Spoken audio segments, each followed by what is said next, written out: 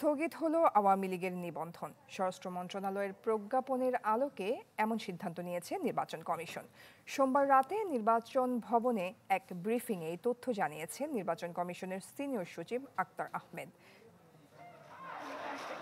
৩ দফা দাবিতে ছাত্র জনতার টানা ৩ দিনের আন্দোলনের পর রোববার রাতে আওয়ামী লীগ ও এর সকল অঙ্গ সংগঠনের কার্যক্রম নিষিদ্ধের ঘোষণা দেয় অন্তর্বর্তী সরকার। সোমবার বিকেলে প্রজ্ঞাপন জারি করে স্বরাষ্ট্র মন্ত্রণালয়। এর মাঝেই আলোচনায় ছিল আওয়ামী লীগের নিবন্ধন ইস্যু। এ নিয়ে সোমবার সন্ধ্যা ৬টায় সিইসি সহ অন্যান্য নির্বাচন কমিশনারদের নিয়ে জরুরি বৈঠক বসে ইসির। রুদ্ধদ্বার সেই আলোচনা চলে টানা প্রায় ৩.৫ ঘণ্টা। বৈঠক শেষে নির্বাচন কমিশনের সিনিয়র সচিব জানান, স্বরাষ্ট্র মন্ত্রণালয়ের প্রজ্ঞাপনের আলোকেই স্থগিত করা হয়েছে আওয়ামী লীগের নিবন্ধন। স্বরাষ্ট্র মন্ত্রণালয় থেকে বাংলাদেশ আওয়ামী লীগ এবং তার অঙ্গ সংগঠন এবং ভাতৃপ্রতিম সংগঠনগুলোর কার্যক্রম নিষিদ্ধ করেছে।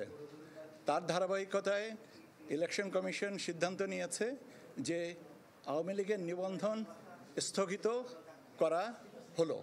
ইসির আইন অনুযায়ী এমন সিদ্ধান্ত যতদিন কার্যকর থাকবে ততদিন দল হিসাবে নৌকা প্রতীক নিয়ে কোনো নির্বাচনেই অংশগ্রহণ করতে পারবে না আওয়ামী লীগ।